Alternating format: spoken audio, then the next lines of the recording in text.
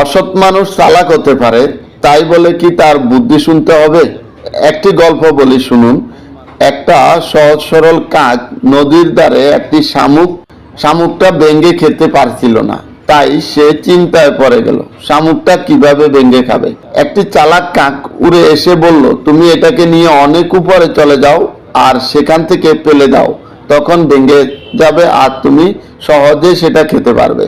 তখন বোকা কাকটা চালাক কাকটাকে খুব প্রশংসা করলো। প্রশংসা করে শামুকটা নিয়ে অনেক উপরে চলে গেল এবং সেখান থেকে একটা বড় পাথরের উপরে ফেলে দিল।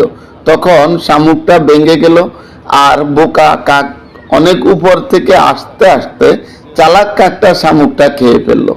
মনে রাখবেন, আপনার আশপাশে থাকা মানুষের বুদ্ধি শুনে আপনার ভালো লাগতে পারে, কিন্তু সরল মনে সেটা আপনি বিশ্বাস করবেন কিনা এবং আপনি সেটা বিশ্বাস করে কাজ করবেন কিনা এবং বিশ্বাস করে কাজ করবেন কিনা সেটা আপনার চয়েস, সেটা আপনাকে কেউ বলে দিবে না। আর যদি বিশ্বাস করে কাজ করেন তাহলে কাজ করবেন ঠিকই, সেটা খেতে পারবেন কিনা সেটা আপনিই জানেন। সবাই ভালো থাকবেন, সুস্থ থাকবেন।